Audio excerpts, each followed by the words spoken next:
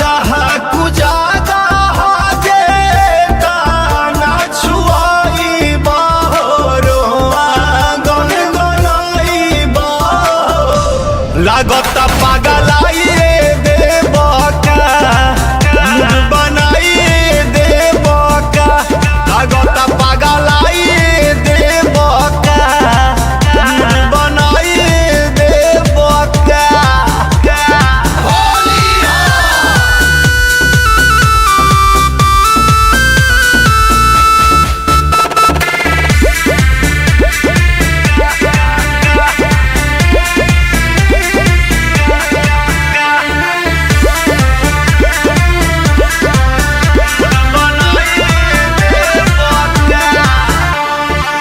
रांगवा सुखल का भस भासात बाटे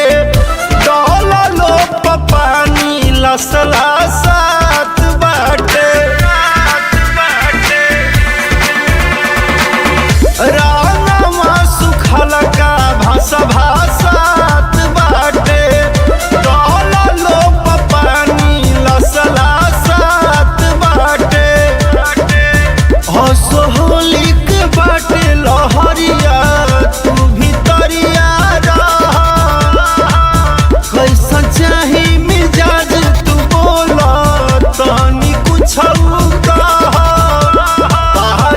में लेके मजा होली के उठाई मन में गुदगुदाई लागत पगलाई